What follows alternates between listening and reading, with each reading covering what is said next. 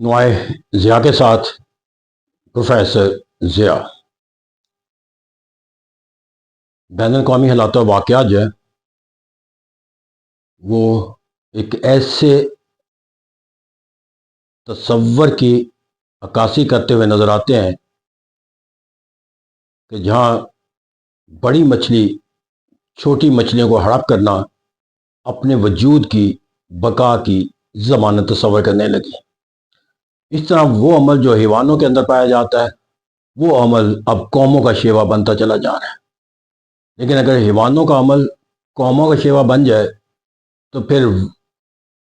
حیوانیت کا اور انسانیت کا جو دائرہ کار ہے وہ ختم ہو جاتا ہے،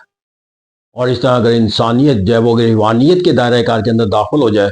تو پھر جو عالمی حیوانیت کے دائرہ کار کے اندر ہوتے ہیں انسانوں کو بھی انہی طرح کے حالات و واقعات کا جو ہے وہ سامنا کرنا پڑتا ہے۔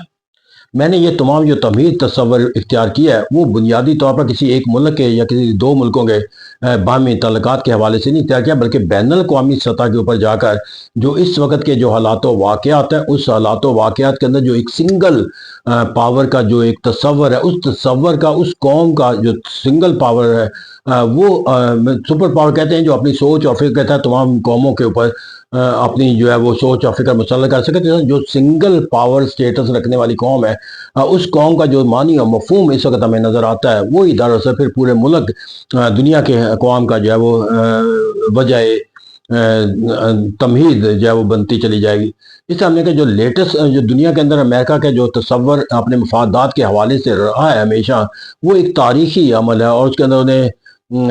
کسی ایک ریفرنس کی ضرورت نہیں ہے، بلکہ وہ اپنے معنی و مفہوم کے تحت ہی اس تصور کو منسلک کرتے ہیں جس کے اندر کہ وہ دنیا کی واحد سپر دنیا کے اندر کوئی عمل ان کی مرضی کے خلاف ہو نہیں سکتا۔ اور اس کی جو لیٹسٹ ہمیں اس کی مثال نظر آتی ہے وہ ہمیں جو ہے وہ ایک نئی جو معنی و مفہوم انہوں نے اختیار کیا وینزویلا کے اندر جا کر، جو ایک جاہریت کا ایک ایسا عمل اختیار کیا جس کے اندر اس ملک کی جو قیادت ہے اس کو اپنے ملک کے اندر ٹرائل کا تصور جو دیا گیا اور جو الزامات عائد کیے گئے وہ اگر اس الزامات تک رہتے تو اس کا کوئی معنی و مفہوم شاید دنیا کو دیا جا سکتا، لیکن جب اس معنی و مفہوم کو اس کے ساتھ وابستہ کر دیا جائے کہ وینزویلا کے اندر جو ہے وہ ایک حکومت اس وقت تک تشکیل دی جائے گی جب تک امریکہ کی سوچ اور فکر کے تحت وہاں پر کوئی حکومت جو ہے وہ تشکیل نہیں دی جاتی، اور اس وقت تک وینزویلا کے اندر جو ہے وہ حالات و واقعات جو ہے وہ امریکہ کے کنٹرول میں رہیں گے، اور پھر اسی طرح امریکن کمپنی جو ہے وہ وہاں جائیں گی اور وہ تیل کے جو وہاں پہ تجارتی سرگرمیوں جو ذخائر ہیں ان کا نظم و نسق چلائیں گی، اور پھر اس کے مطابق جو ہے وہ وینزویلا اب یہاں پر جا کر آپ نے اپنا جو دائرہ کار ہے وہ اپنے مفادات کے تحت جو ہے وہ کسی ملک کے نظام کو تشکیل دینے تک جو ہے وہ وسیع کر دے، اور یہ عمل جو ہے وہ آگے ہمیں تاریخ کے اندر اگر اسی ہی عمل جو ہے وہ آج امریکہ نے اختیار کیا ہے تو یہ عمل جو ہے وہ دنیا کے باقی طاقتور ملکوں کے لیے بھی یہی مشعل راہ بن جائے تو دنیا کے ہر خطے کے اندر جو بڑا ملک ہے وہ اپنے چھوٹے دوسرے ہمسائے ممالک کے ساتھ اپنے مفادات کے تحفظ کے لیے ان کے جو وسائل ہیں اپنی ملکیت میں لینے کا معنی و مفہوم اختیار کر لیں، تو پھر دنیا کے اندر وہ تصور جو ہے وہ کون استوار کرے گا کہ every nation is equal in term of its sovereignty and the sovereignty has the two aspects internal sovereignty and external sovereignty۔ تو میرے نزدیک یہاں پر جو ہے وہ امریکہ کا اقدام جو ہے وہ وینزویلا کے اندر جو ہونے والا عمل ہے وہ از خود نہیں ہے، بلکہ اس کے نتیجے کے اندر جو تصور آف دا اسٹیٹس ہے اور سوورنٹی آف دا نیشن کا جو کانسیپٹ ہے اور اس کی جو کیفیت ہمیں نظر آتی ہے، کیونکہ یہاں پر جا کر دنیا کا ہر ملک جو ہے وہ اپنی طاقت کے لحاظ سے اپنے اندر جتنی بھی استطاعت ایگرینڈائزمنٹ کی رکھتا ہے، جارحیت کی رکھتا ہے، دوسرے ملکوں کے اوپر اپنی حاکمیت کو تسلط قائم رکھنے کر سکتا ہے، اس کو اختیار کر سکتا ہے۔ اور پھر جب آپ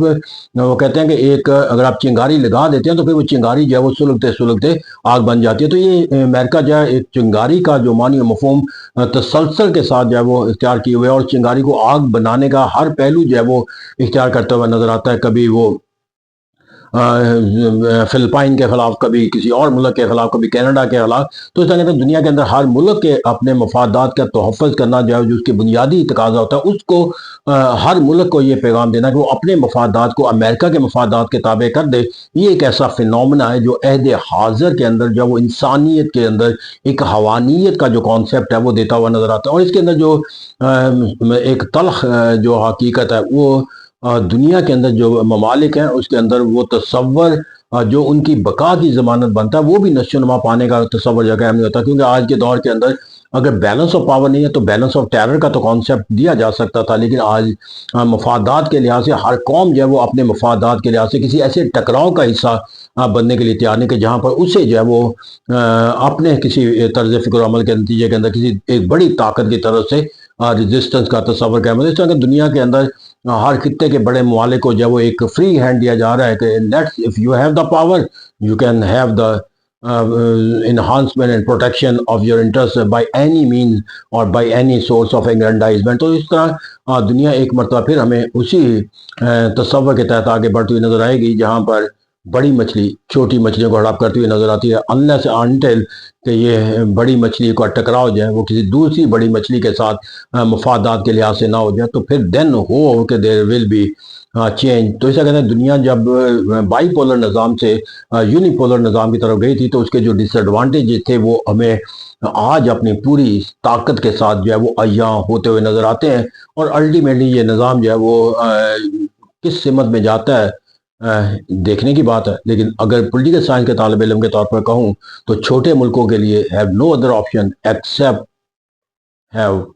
another umbrella to protect their own interest and hope the nation will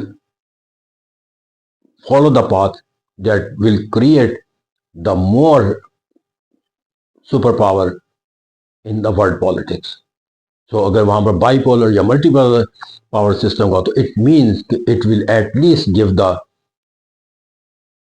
protection smaller state under the umbrella of a super state.